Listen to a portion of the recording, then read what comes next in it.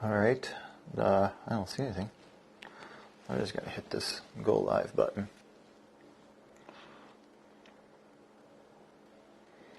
Going live? We're live. Alright, we are live. Guys, how are you? Everybody, how are you? Okay, so what am I doing here? I am testing out my new stream rate. I have some new equipment here that should allow me to do streaming without that big of an interruption. At least that's what I'm hoping. I could be completely wrong. So, oh, somebody just unsubscribed. Excellent. I'm glad to see that. Now that's a level of confidence, and thank you, whoever you are, 000OX. All that. Here's to you, buddy. Great. I do have lots of old emails that I need to go through, and I did take a day off work in order to, one, get the streaming service up and running, and two, try to enter some of those emails into, I don't know, a cohesive way of understanding just what is going on here. A lot of the questions and a lot of the emails that I have from you guys are dating back a while now. I mean, I think I'm going back 2 weeks. So if anybody's got a question there, hey man, what's some affordable alternatives to whites and to whites bounty hunters? Steve, what is an affordable alternative to anything from whites would be Carolina or Chippewa? Considering whites are pretty expensive. And, Chippewas are getting up there in the $300 plus range. Carolina is a really good alternative. Now, I hope I have the right boot there. I'm not 100% on just what the bounty hunter is, so maybe I'm wrong. I mean, if there's a way you want to throw me a link in here and I can click it up and get it going. Okay, Angelo, you're welcome. I'm sorry that I don't answer as many questions as I get asked through email.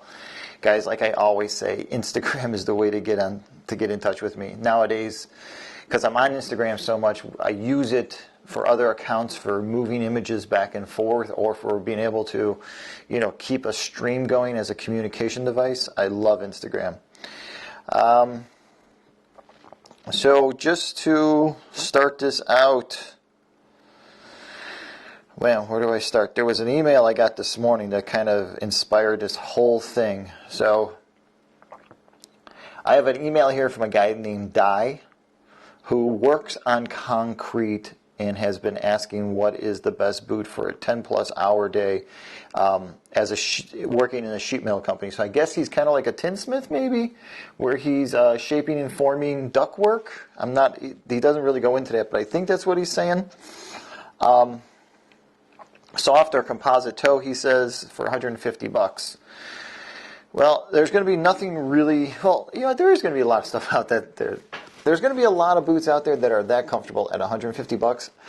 I just don't know if you want to buy something like that you don't know.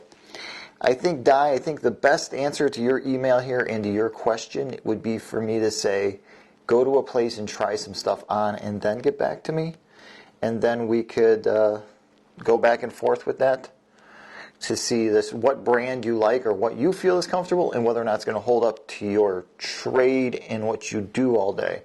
That's really important that you have to figure out what's going to work in your trade. And I understand you're 19 years old, so being 19, you don't have a lot of experience with multiple different pairs of boots, with multiple things going on at one time. So if you can get to a shop and try stuff on and then get back to me or then shoot me over an email or a couple photos, just send me some photos of stuff you're trying on and maybe be a little bit more descriptive on exactly what type of metal work you're doing. Because, I don't want to steer you in a direction to have something that's got a very thin skin, because if you are a tinsmith and if you are cutting and shaping ductwork, that stuff's razor sharp once you cut it, so you could end up with a hole in your boot before you even want it.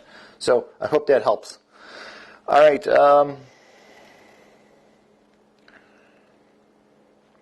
Okay, so I guess we can't. Okay, Steve, I see we can't post any links. Thanks for bringing that up in the chat. That really helps out. If one of you guys out there can tell me, because you guys are watching, I'm sitting here in studio doing this, and I know this looks like public access television. How bright it is and everything else. I mean, this really does look like an old public access, you know. Like we should be having some sort of sermon or something right now, because that's how clear this shot and clean. You know, maybe I shouldn't have worn such a light-colored fishing shirt here, but you know, all this black. Okay, so if you guys in the chat out there, if you guys got any questions, feel free, shoot me over a question. Let's see.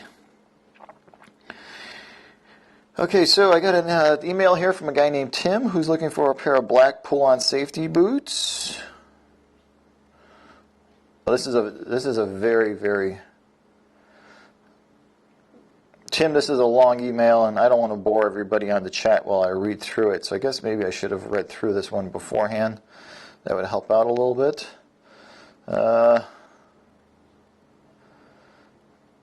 right, this is another extremely long email. When emails break into 4 or 5 paragraphs, sometimes that takes a little bit longer to read and then to compile an answer. I really do like short emails.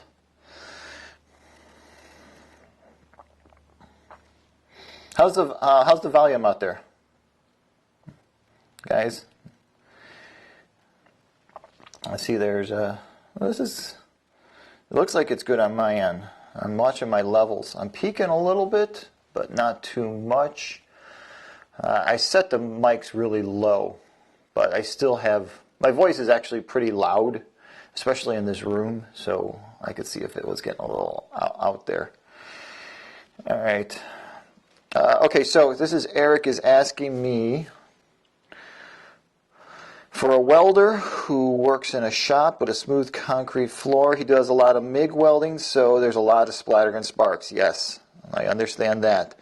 Lots of sports. I've been wearing Timberland Pros, the Endurance, for years now, but I'm looking for a change. What would I recommend? Okay, so this is Eric, and he's asking me about a good pair of boots for doing MIG welding. Now, he doesn't mention anything here about losing laces, and I would imagine he does pull-on boots, but he might not, so he might be doing leather laces. So if he's doing leather laces, one step forward, Eric, you're a smart man. What would I suggest? I'd imagine you spend a lot of time, and I imagine if you're doing MIG welding, you're probably crawling around and bending in places where most guys don't want to go welding. I would suggest, you know, it's a very expensive boot, but the Redwings, anything that's a solid leather from Redwing that has that 2.0 sole, which is that clear gum sole, when it comes to welding, even for plumbers that are doing soldering, that 2.0 sole is really heat resistant, so it doesn't pick up the little hot pieces that are on the ground. If you should drop a piece to the ground, if you have some slag sitting on the floor and you step on it, even if you're grinding and you got a hot piece and you step on it, certain soles, when you step on it, it's going to melt right into the sole, and then you're fishing out that piece of metal with a pair of pliers. That 2.0 sole, for some reason, when you step on hot chips, it just doesn't dig right in. It doesn't burn right in. Now, I know there's a lot of logger soles out there also that are just as good for that type of environment, but standing on your feet, crawling around, you want something a little bit softer. So I would go with something with a Redwing with a 2.0 sole. There's a lot in the line now. There's got to be 5 or 6 different boots that have that sole. So just, Eric, take a look at that. All right, let's go on to another email, or I got some questions here. New Hampshire, just wanted to say I love your... Oh, thank you. Hillary Norman Peterson. Have you done any videos on our King Toe work boots? They sell very well. So, no. Well, actually, have I done King Toe? I think I might have done some King Toe. I think I might have done some King Toe about 3 years ago, maybe more. And I could be off on the number. 2456 light brown boot, direct attach King Toe composite toe. I could be completely wrong, but there is an older video out there for 1 or 2 boots. I mean, I did do the model with the boa, and I mean, so you work for Redwing, Hillary, so I imagine you're going to know what numbers I'm talking about with the boa system. Light brown boot, direct attach again. But I've done both of those, so those videos are sitting in my repertoire somewhere. I haven't done any Redwing lately outside of a few heritage boots, mainly because with my work schedule, my actual work schedule, my full-time job schedule, I just don't have the time to get to the Redwing store to pick out boots, to bring them home, to do the review on them like I used to.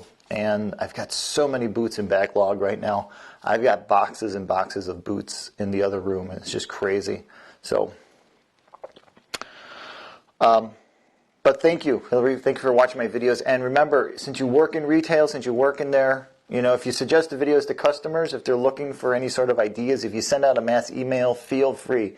If you guys send emails to your customers, feel free to use the videos.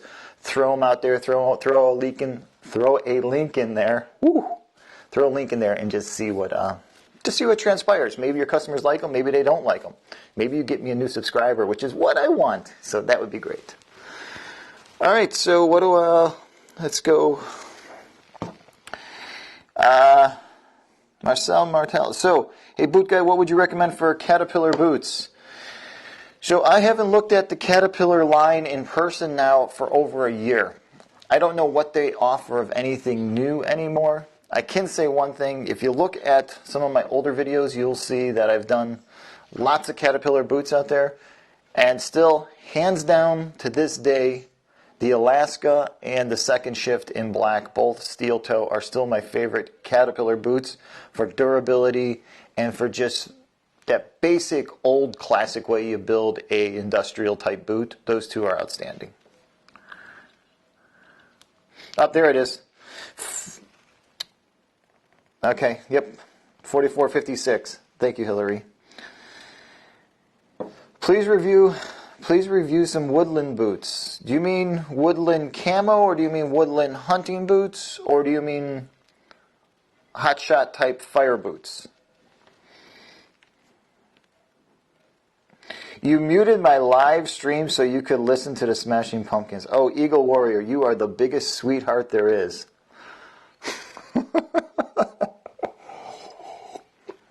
Why would you want to listen to the Smashing Pumpkins? I mean, it's as long as you're listening to, like, Gish. Because anything other than Gish is just, I don't know, musical masturbation for Billy Corrigan. What's a good boot sock for the summer? Yeah, that's a really good question. What is a good boot sock for the summer? So right now I am testing out 3 socks for the summertime. 3 different heights, 3 different weights, all by Farm to Feet. I am okay with them so far, but it has not been hot enough. Saturday it was warm and I wore a pair, but it was only in the 60s, and that's not summertime heat. And I also wore more of a hiking boot that day in order to get some work done out in the yard. So it wasn't like it was a really good test. I mean, it did spend the whole day in it from 7 in the morning till 7 at night, but I mean, wool socks are always great.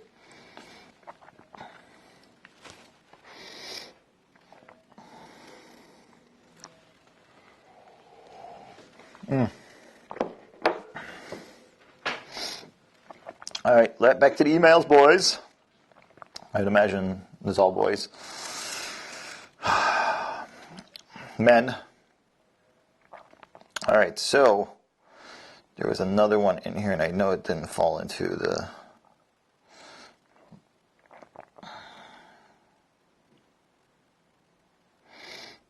Farm to Feet, yep, Angelo.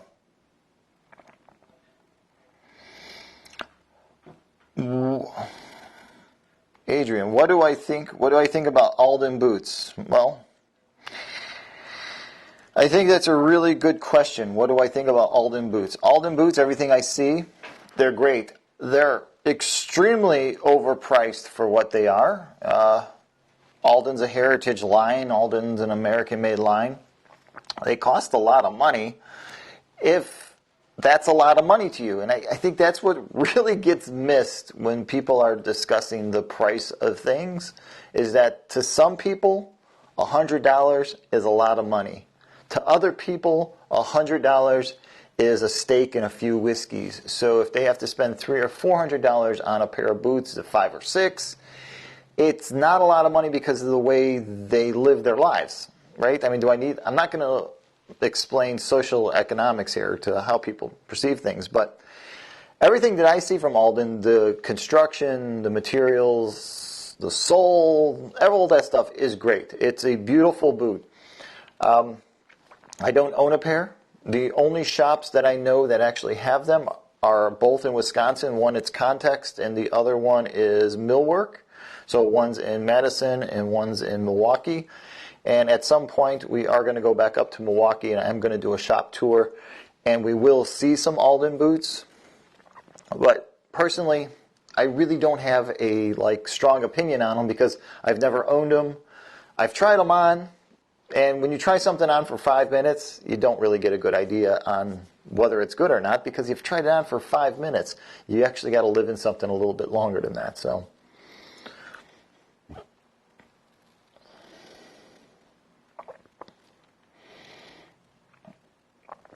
Grey Wolf, have I ever looked at the Darn Tough socks? Yes, Grey Wolf, I have looked at Darn Tough. Great stuff. I mean, it's hard for me to run out there and buy socks today that I don't need. I've got drawers and drawers of socks that I'm still trying to get through. So when a company like Farm to Fleet or Smart Wool sends me socks, I mean, those get used first.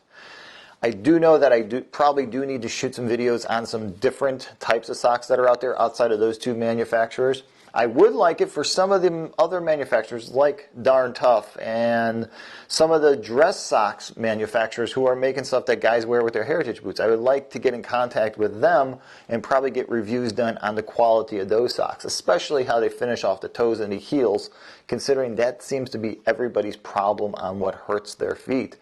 Is that seam across the toe. Even if it's minute, it seems to dig into a lot of people's big toe because I get a lot of questions about that. So I'd like to get some different brands in the mix. Even though Farm to Feed, it's a great sock, it's a great brand. They hold up. Wigwam, great sock, great brand, and Smart Wool, all great socks. All American made too, so that's really important about that whole sock thing.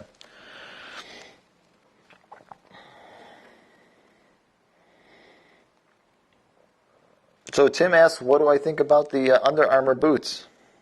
I actually like the Under Armour boots. I actually like a lot of the Under Armour stuff. I think you guys like the, well, you probably don't like the Under, not all of you, but I'm sure a percentage of you guys like the Under Armour stuff, especially their hunting, fishing stuff. It's pretty damn nice. I gotta say, every time I try on one of their hunting or fishing jackets, I'm really impressed with just the detail into pocketing and the way the shoulders fit and the way they think about, stretching your arms out in order to hold a shotgun, or if you're a bowman, is that right? An archer, there we go. If you're an archer, they think about how the body moves in order to hold your instrument of death and retract it. So yeah, I mean, Under Armour stuff is good. When it comes to their footwear, oh boy, I have seen their footwear move in cyclical cycles. Is that a good word? It ebb and flows. So every so often, Under Armour will produce something for the outdoors or the work line that is exceptionally great. But when a company makes something that's exceptionally great, they have to sell it for an exceptional price. And when you have something that's being sold for an exceptional price, you have to put other things in line. Just like I said about the Alden boots. I mean, the Alden boots are expensive, so there's other things in line on lower tiers. So even Under Armour, within their own model, puts things in the lower tier that kind of look like that one thing that is awesome.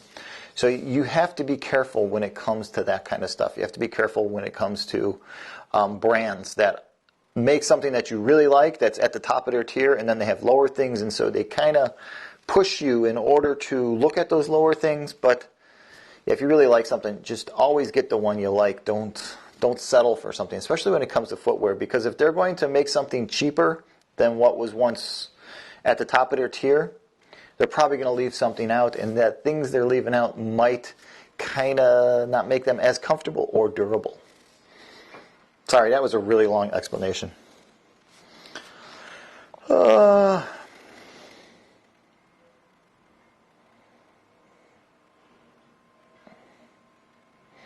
Yes, living in the prairie, I should be working. I'm at home in order to take care of a lot of things that need to be taken care of. One is figuring out how does this streaming service should work and how to get it to work. So I think I explained it at the beginning. You're probably just jumping in now. And don't worry, I'm allowed to take a day off from once in a while. We're all allowed to take a day off. I'm almost out of coffee, but the stream will not end once I'm out of coffee. I'll just be out of coffee. So back to, let's see. There was a good one here. Okay, I really wanted to answer emails, but when I start to read the emails, I'm just going to sit here and read, and this is going to be the boringest stream ever, and there's going to be nothing being said or being talked about. So emails are still much too long for me to sit there and read. You know, I mean, when you guys, though I love a nice long email, I have other things to do. If you're going to compile a 14-paragraph email, I'm not going to read it. I'm sorry. No, actually, I'm not sorry. If you got a question for me, just ask the question. And if I answer the question, if you need a more detailed answer, we'll move into those details. Ask those details. So, okay. Thoughts on Fry boots compared to other U.S. companies from Thomas. Thoughts on Fry boots. I love them. I think it really boils down that my wife loves Fry a little bit more than I do. Mainly because they have more women's styles, and their women's styles are made by cobblers who really understand women's feet. Because every time she tries a pair on, they seem to fit her like a glove. Every time I try on something from Fry's, I feel like I'm cheating. When I try on a pair of Fry boots, I feel like I'm cheating on like Allen Edmonds, or I feel like I'm cheating on Thorogood or even Redwing, because it just feels like it's not really a core company for what it is that I normally like in a pair of boots. So the Fry's motorcycle boots, like the 8-inch, what they would call a Wellington, or like a service boot with the side zip. If you've known the Fry line, you know the boot I'm talking about. The name escapes me. But it's got that huge YKK zipper on the side.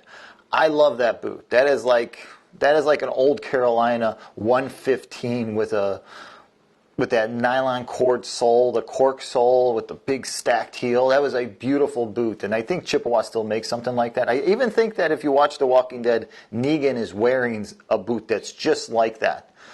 But the Fry boot with the zipper, that is a wonderfully constructed boot, and it just looks awesome. So I like them. As a part of the American Heritage boot revolution, I mean, Fry's has been around a really long time. We all know that. But like every company, like I talked about before, the ebb and flow of materials and market pricing, Fry's is probably due to come out with a few things that are really going to take the men's footwear casual pseudo work line by storm again. So I think that's a good answer. Lightweight summer boots. Any suggestions? Okay, so I'll get to that one.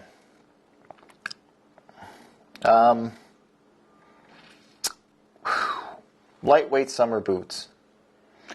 I guess that really depends on what you're doing in the summertime, on what is lightweight.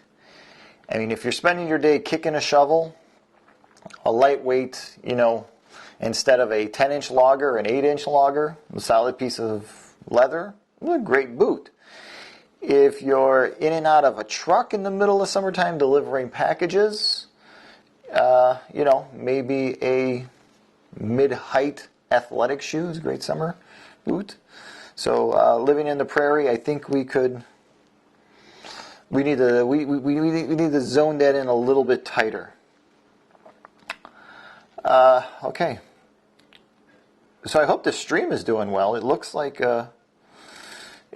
things are good on my end.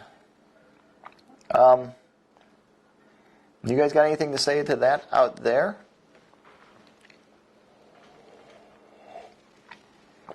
I wonder what the delay is. I can't turn up the volume on the computer in front of me. I wish I could, but yeah.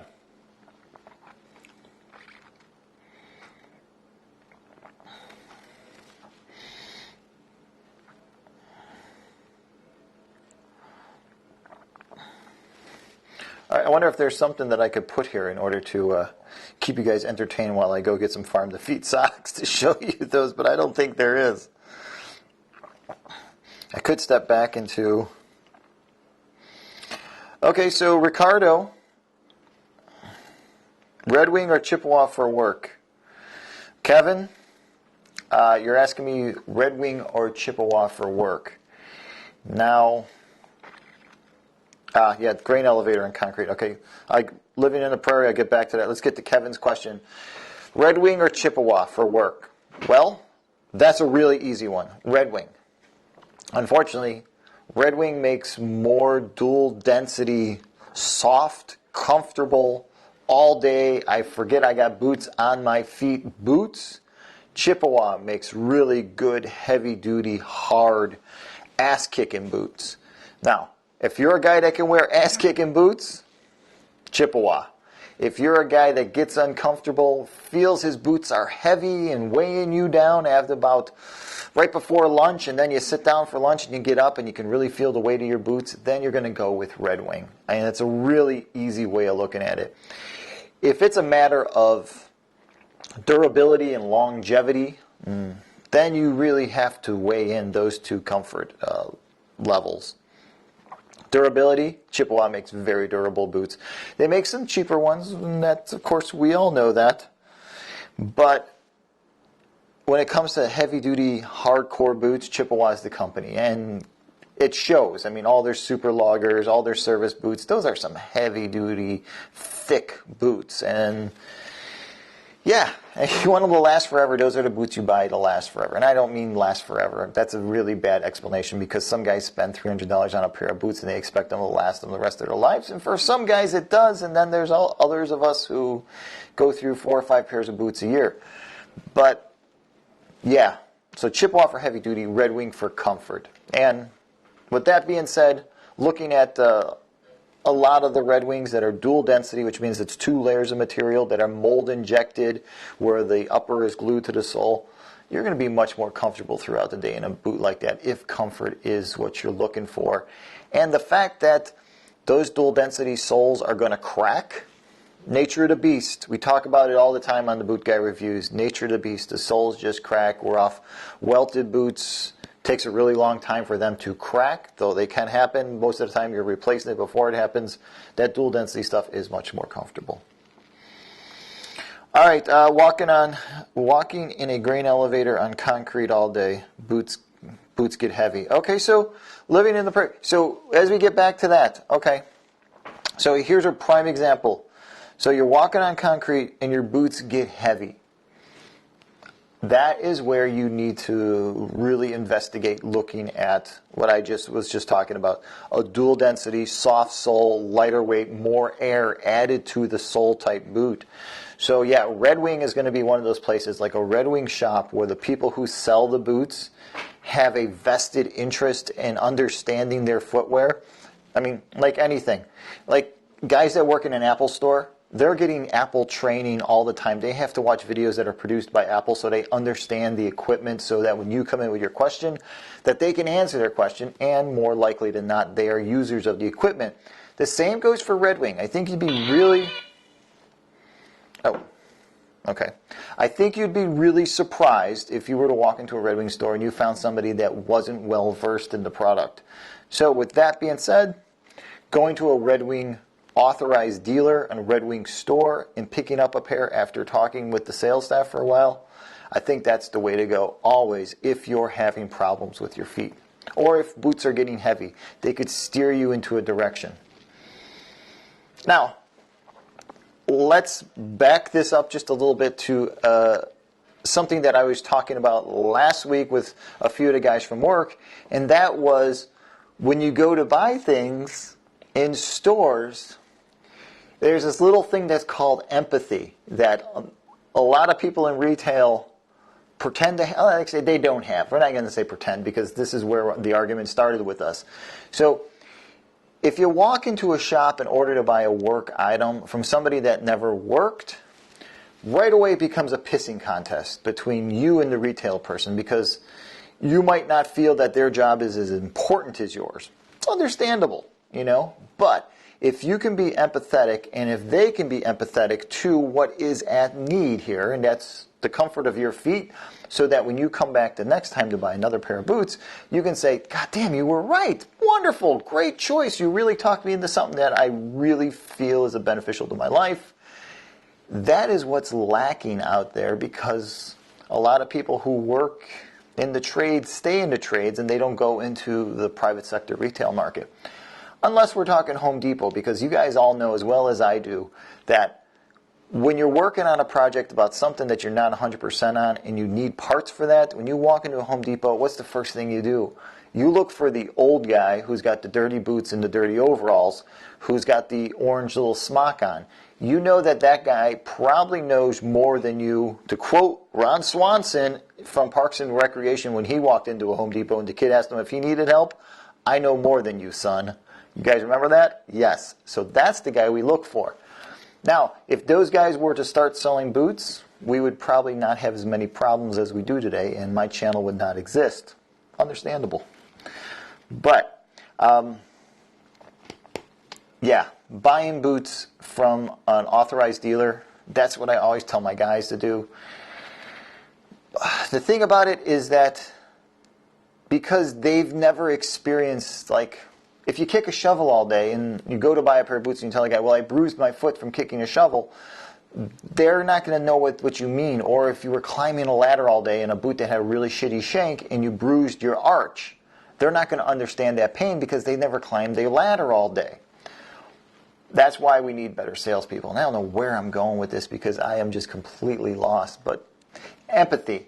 We talk about empathy all the time at work and how people just don't understand other people, and it all boils down to that we need to be more empathetic. Let's get back to the questions. All right. Let's see. Angela asks, are the Boondocks the best boots for landscaping in the summertime and the summer insulated? Are Boondocks best for landscapers in the summertime insulated?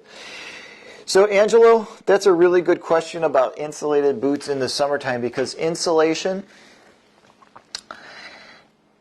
is a weird thing. It really is, because insulation in the house, and this is the theory that people use when it comes to footwear, is that insulation in the house does what? It keeps your house at an ambient temperature. It prevents heat from flashing off, radiating away, or it keeps heat from penetrating the house. I mean, it's insulation. The house is this encased unit. I mean, basic refrigeration. All this stuff comes into play when it comes to insulation. So you would think that having insulation inside a pair of boots, that the same principles would apply. That it's going to keep your heat in. It's going to be harder when it's cold out for the insulation, for the heat to escape through the insulation and flash to the surface. It's going to be harder for the cold to penetrate this direction into the body, where basically what's heating up your boot is blood flow going through your body. I've explained insulation a lot, and I'm going to keep explaining it because it's one of those things that once we all understand it, it makes sense in so many other ways.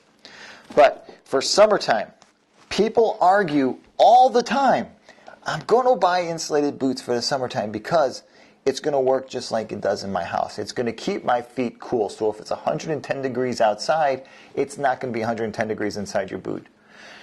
I'm going to argue that. Sorry, message is coming through. I'm going to argue that because insulation, now, in the summertime, with your foot being inside at 98.6 degrees body temperature, and with it being 100 degrees outside, what is that? That's 4 degrees difference?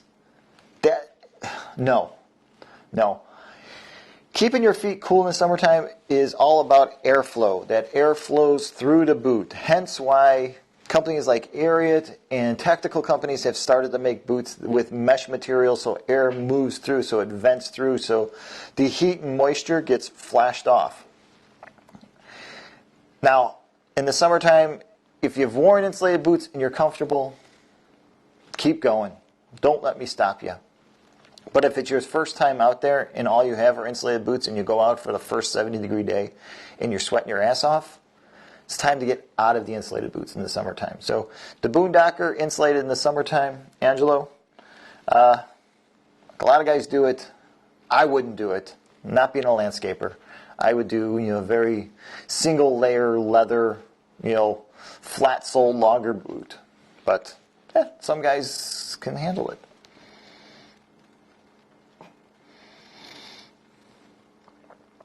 All right, what are we at for time? What am I? 35 minutes in. So, okay. I understand that this is the middle of the afternoon. I did not expect a ton of you guys out there to be watching this. And if you guys are watching this, you must be working third and second shift. And here's to the third and second shifters. How you guys do that overnight stuff is, I don't know. I've tried it. Working overnight is not for everybody. It's definitely not for me. Though I get up at 4 o'clock in the morning, staying up past 10 o'clock, and then trying to be coherent to get your work done, that's kind of tough, man. Kind of tough.